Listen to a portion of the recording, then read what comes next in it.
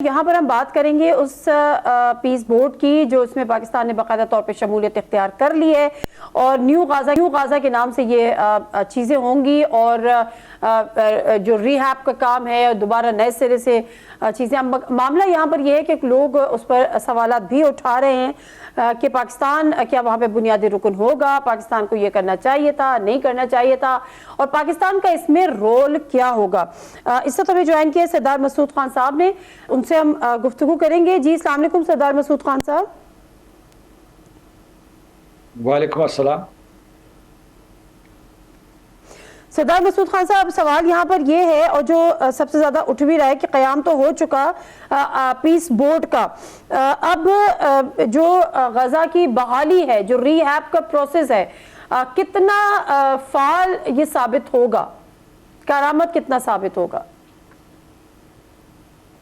امریکہ نے وعدہ کیا کہ اسے فعال بنائیں گے، اور صدر ٹرمپ نے خود وعدہ کیا ہے، اور اس پیس بورڈ کے ایک اہم رکن جو ان کے سن ان لا بھی ہیں، جیرڈ کشنر نے ایک پریس کانفرنس میں بتایا کہ مرحلہ وار کیسے جو ہے تعمیر نو شروع کی جائے گی. اس کے علاوہ امریکہ کا ہی ایک قائم کردہ انٹرنیشنل اسٹیبلائزیشن فورس ہوگا جس کی سربراہی بھی امریکہ کے جنرل کریں گے، تو وہ امن و سلامتی کے حوالے سے بھی بات کر رہے ہیں.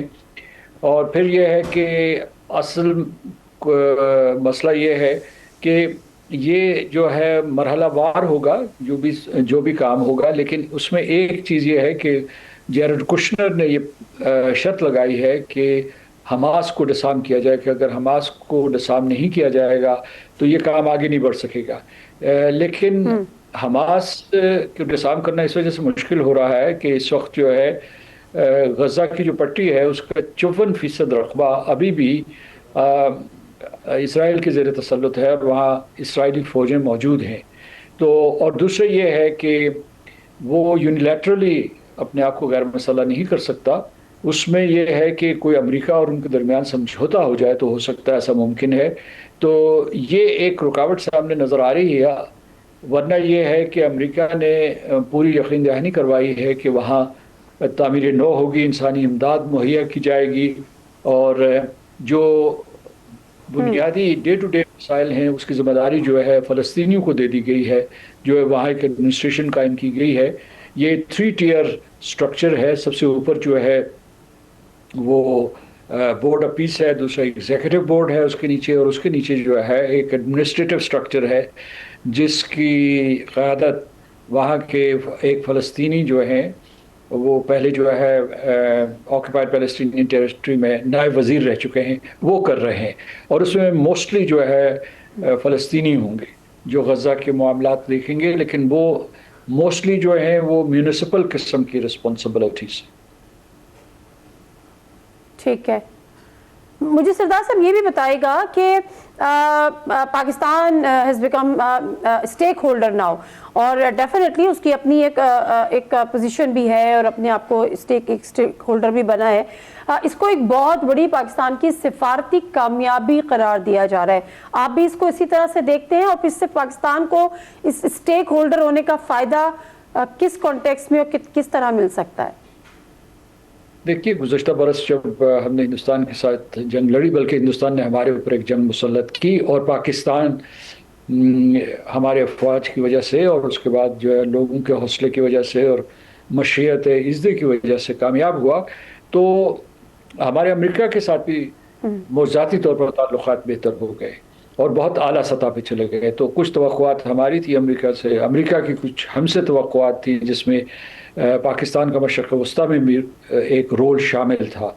تو یہ اس کے تسلسل میں ہم نے یہ قدم اٹھایا ہے. میں سمجھتا ہوں کہ گزشتہ برس پاکستان نے یہ فیصلہ کر کے ایک لچکدار پالیسی اختیار کی ہے، یعنی یہ کہ اس کا اپنا موقف فلسطین کے اوپر برقرار ہے، لیکن جو دوسرے عرب ممالک اور خاص طور سے خلیجی ریاستوں کے ساتھ مل کر انہوں نے امریکہ کی قیادت میں وہاں ایک جنگ بندی کے لیے کوشش کی، اور اس کے بعد اب تعمیر نو کے دوسرے جو مرحلے ہیں، اور ساتھ ساتھ یہ بھی انہوں نے بارہا کہا ہے کہ ہم دو ریاستی فارمولے کے اوپر کی پالیسی کے اوپر ابھی بھی کاربند ہیں. یعنی اور دوسرا یہ ہے کہ جو وہ ہم اہل فلسطین کو خود مختار اور آزاد ریاست دیکھنا چاہتے ہیں. تو اس میں یہ ہے کہ اسے سفارتی کامیابی اس وجہ سے ٹھیک ہے۔ کہیں گے ہاں کہ آپ جو مارکہ حق سے پہلے جو ہے امریکہ کے اتنے قریب نہیں تھے، اگرچہ مطلب روابط بڑھ رہے تھے، اور ہندوستان جو ہے وہ امریکہ کے ساتھ بہت قریب تھا۔ تو اب یہ صورتحال ہے اس سال کے آغاز میں کہ امریکہ کے قریب تر ہو گیا ہے پاکستان، بلکہ قریب ترین ہو گیا ہے جنوبی ایشیا میں سے، اور ہندوستان بہت دور چلا گیا ہے۔ لیکن ہماری کامیابی اس میں نہیں ہے کہ ہم نے ہندوستان کو میدان جنگ میں پچھاڑا یا سفارتی میدان میں شکست دی، بلکہ یہ ہے کہ ہمارا جو ہے امریکہ کے ساتھ یعنی اسٹینڈ الون اور براڈ بیس تعلقات قائم ہوئے ہیں، جن کا حوالہ ہندوستان نہیں، جن کا حوالہ چین نہیں ہے، اور یہ مشرق وسطیٰ میں بھی ہم نے تعلقات مضبوط کیے۔ تو یہ سب کا اگر آپ جو ہے ایک قسم کا سم اپ کریں تو اس میں اس کا نتیجہ یہی نکلتا تھا کہ ہم یہ قدم اٹھائیں، یہ ہم نے قدم اٹھایا، اور جو پاکستان میں اس کے اوپر بحث و تمہیز ہو رہی ہے، اور بحث و تمہیز اچھی چیز ہے، تمام نکات کے اوپر تفصیلی طور پر غور و فکر کرنا چاہیے، ٹھیک ہے، لیکن مجموعی طور پر میں یہ ٹھیک ہے، سمجھتا ہوں کہ یہ صحیح فیصلہ ہے۔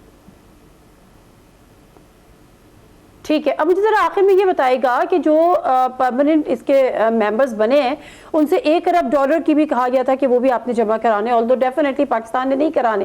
اب پاکستان کی جو ایک امپورٹنس ہوگی وہ کس حد تک ہوگی؟ کیا وہ جو وہاں پہ فیصلہ سازی میں بھی پاکستان کا رول ہوگا یا ایک علامتی شمولیت ہوگی؟ پاکستان فیصلہ سازی میں شامل ہوگا، لیکن اس پورے کے پورے ڈھانچے میں صدر ٹرمپ جو ہے ان کا ویٹو ہے، اور جو وہ کہیں گے وہ ہوگا۔ اس سلسلے میں کوئی کسی قسم کا ابہام نہیں ہونا چاہیے، کسی ذہن میں کوئی کسی قسم کا جو ہے وہ کوئی شک نہیں ہونا چاہیے۔